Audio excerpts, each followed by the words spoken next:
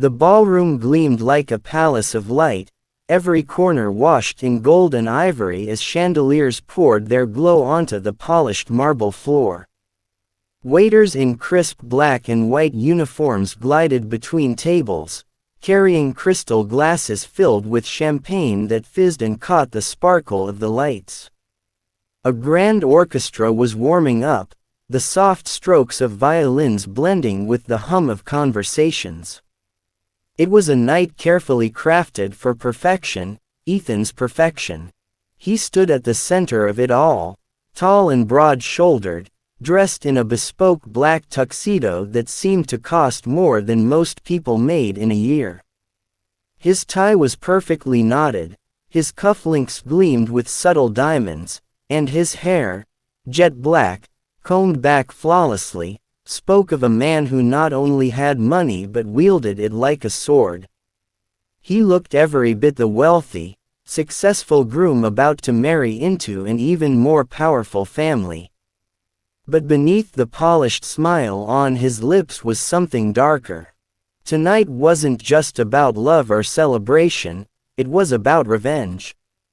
Clara, his ex-wife, had received her invitation weeks ago.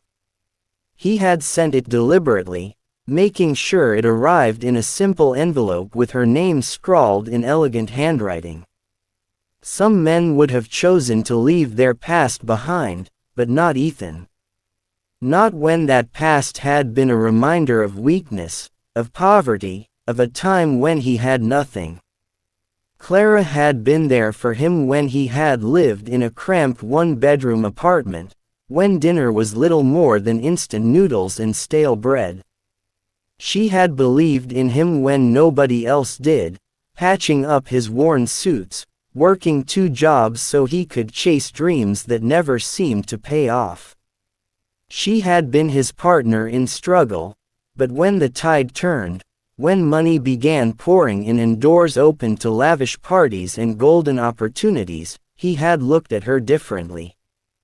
To him, Clara became a chain to the life he wanted to bury. He had divorced her swiftly, coldly, leaving her with little more than a suitcase and broken promises.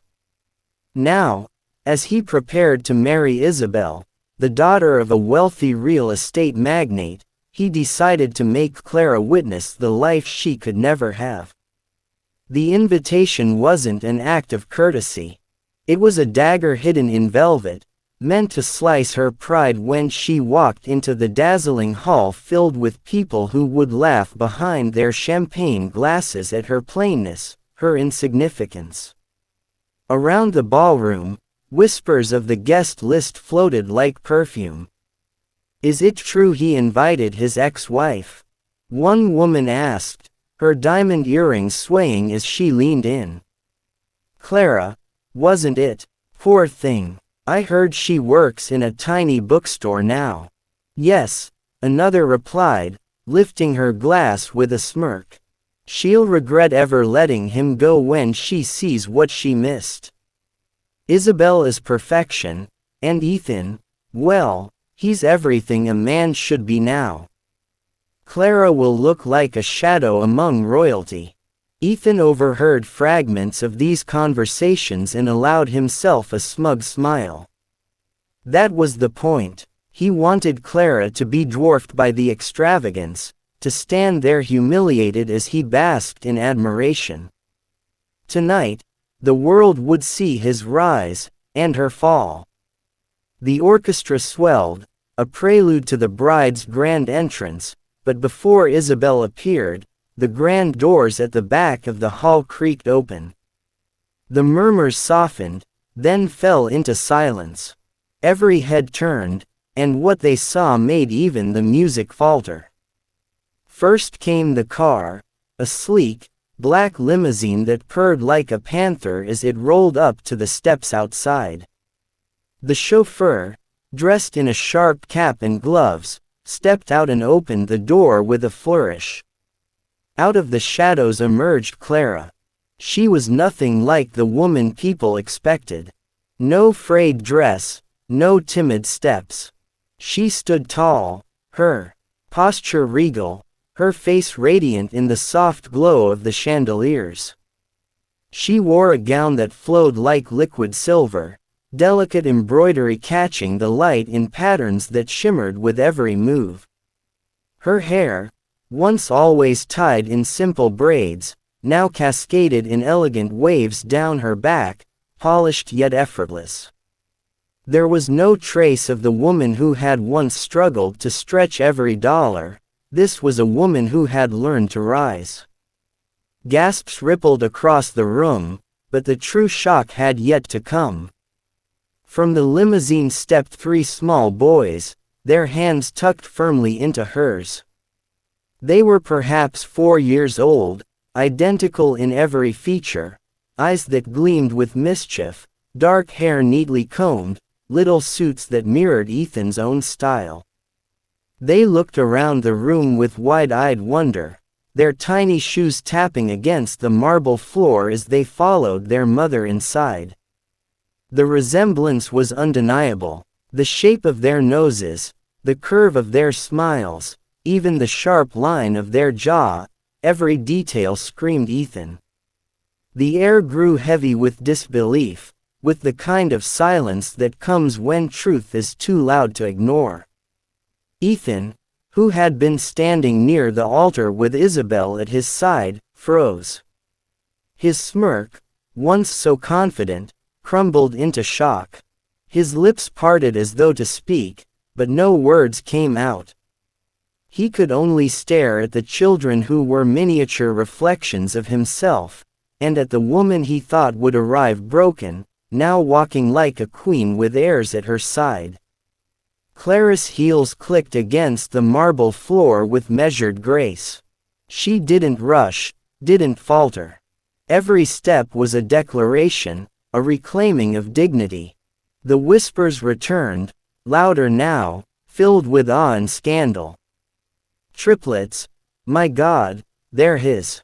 She raised them alone. All this time, she looks incredible. Nothing like I imagined. Isabel's grip on Ethan's arm tightened, her polished smile faltering as she darted her eyes between him, Clara, and the boys. Jealousy flickered in her gaze, then horror, then something much sharper, a realization that her perfect wedding might not be so perfect after all. Ethan finally moved, stepping forward as if pulled by some invisible thread. His heart pounded, pride and fear colliding inside him. Clara, he whispered, but his voice cracked, drowned out by the murmurs of the crowd. She didn't look at him yet. She kept her eyes forward, leading her sons down the aisle as though this were her stage, not his. Only when she reached the center of the room, where all eyes were fixed upon her, did she turn her head slightly. Her lips curved in the faintest of smiles, not cruel, not triumphant, but calm, as though she had expected this moment all along. And Ethan, for the first time in years, felt small. The man who wanted to shame his ex-wife had become the one shamed, and he knew the night was only just beginning. The hush in the ballroom was suffocating, thick with curiosity and disbelief. Clara stood at the center of it all, her silver gown rippling like liquid light as she paused, the three little boys clinging to her hands. They were restless in the innocent way children often were, their small polished shoes tapping against the marble as they looked around with wonder. One tugged at the sleeve of his miniature tuxedo while another tilted his head back to stare at the glittering chandeliers above, his mouth forming a perfect O of amazement. The third squeezed Clara's hand and leaned against her side, as though sensing the tension in the air. Ethan's chest rose and fell rapidly as if the walls of the ballroom were closing in on him. The smug confidence that had carried him all evening evaporated.